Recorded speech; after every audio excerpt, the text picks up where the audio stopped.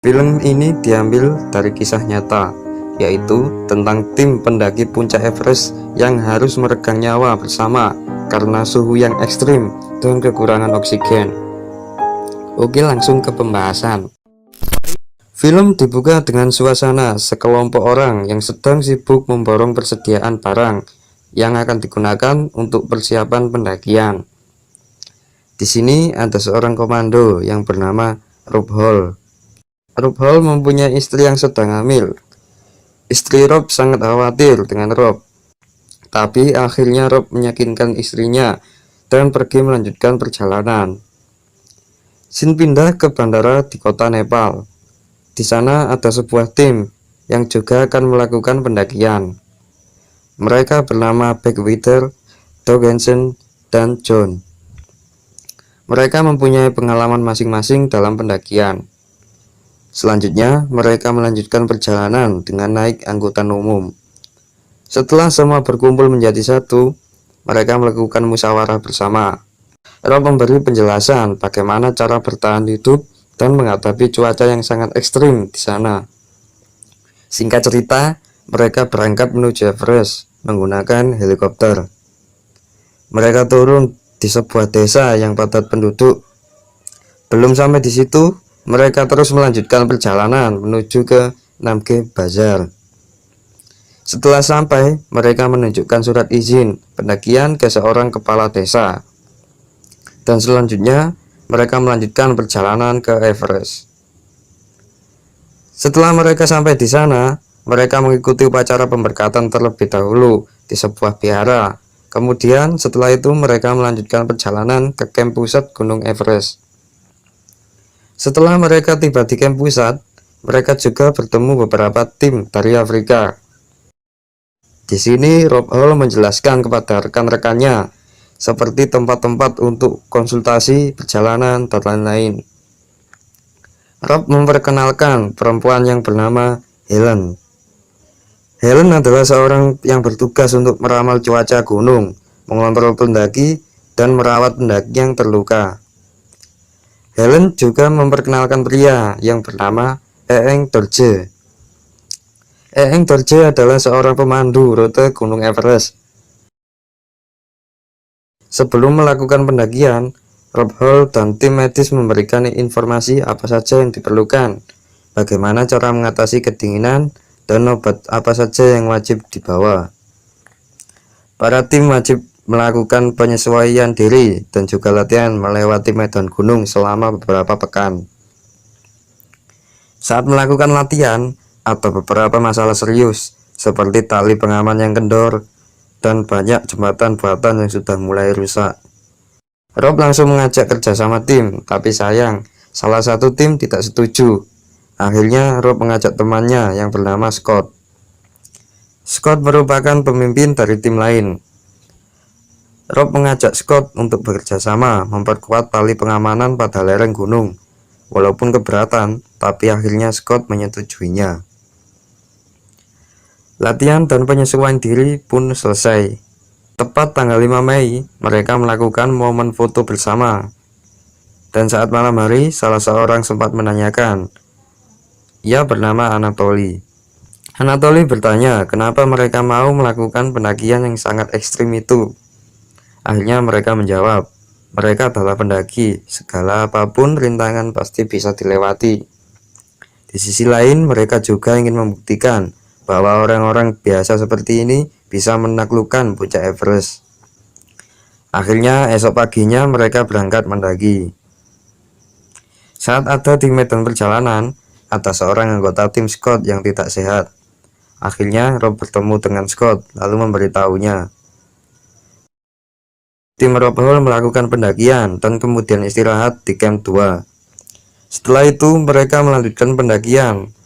Saat Rob dan timnya memanjat di sebuah tebing, tiba-tiba salju es longsor.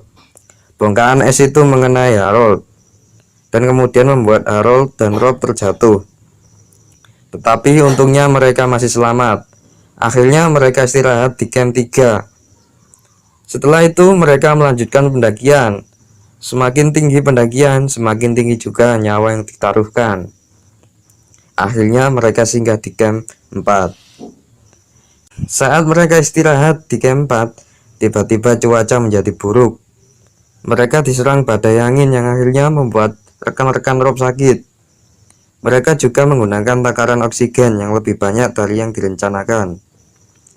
Di sini juga terlihat Scott yang mulai kelelahan karena penyakit bawaannya.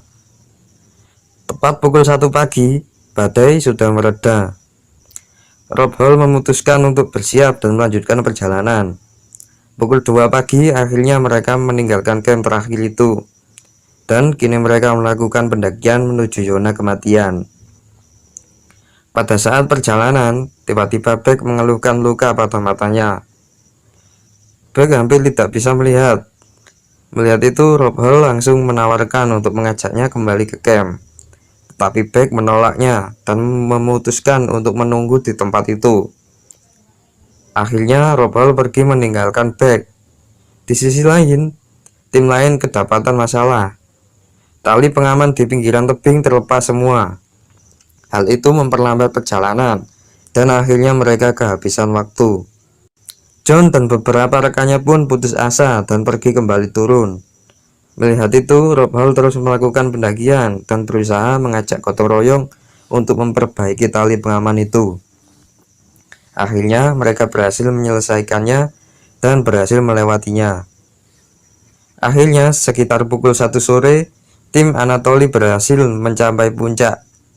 Mereka memasang bendera di puncak itu, kemudian disusul oleh Rob Hall yang sampai puncak pukul 2 sore. Rob Hall menunggu beberapa rekan timnya. Akhirnya Scott berhasil naik, tapi kondisi Scott sudah terlihat buruk. Akhirnya mereka memutuskan turun sebelum mereka kehabisan oksigen. Di sisi lain, Harold dan rekannya mencari tabung oksigen, tapi sayang, tabung itu tidak ada yang terisi penuh. Inilah awal masalah mereka. Akhirnya Harold memutuskan untuk turun. Hari semakin sore. Saat Rob dan Scott kembali, tiba-tiba Rob bertemu dengan Doug. Doug berjalan menuju puncak dengan kondisi yang sangat kritis. Lalu Rob mengajak Doug turun, tapi Doug menolaknya. Doug bersikeras untuk terus mendaki karena tidak tega. Rob pun menemani Doug ke puncak, sedangkan Scott kembali dengan rekannya.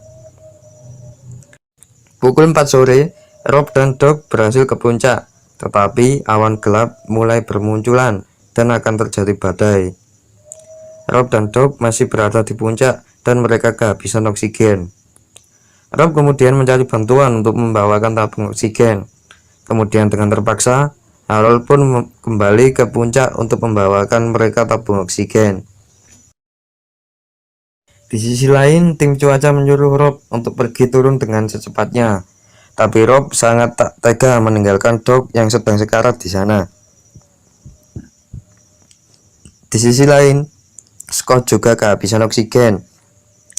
Scott tersungkur dan tidak kuat lagi untuk melakukan perjalanan. Akhirnya rekan Scott pergi meninggalkannya untuk mencari bantuan. Singkat cerita, Rob dan Doug diterjang badai awan hitam di puncak. Mereka berhasil berlindung, tapi naas.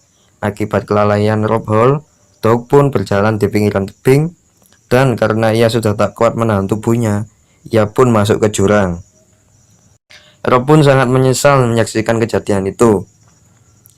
Di sisi lain, tim Beck juga diterjang oleh badai. Badai itu membuat mereka terjatuh ke bebatuan. Beberapa rekannya meninggal pada saat itu juga. Dan adegan pindah ke Rob Hall. Rob Hall saat itu sendirian, dan dia kaget karena Harold berhasil membawakan oksigen. Tapi semua sudah terlambat. Doug sudah meninggal duluan. Akhir cerita, Harold dan Rob Hall pun menghembuskan nafas terakhirnya di puncak. Tim penyelamat terlambat. Di sana mereka juga menemukan mayat Scott dan beberapa mayat lainnya. Beberapa pendaki yang selamat sangat sedih mendengar itu. Saat di camp, tiba-tiba Beck berjalan menghampiri mereka. Para tim sangat gembira melihat itu. Beberapa mayat mereka ada yang tidak dapat dievakuasi, seperti mayat Doug Rob Hall dan Harold karena keberadaannya yang di puncak Gunung Everest.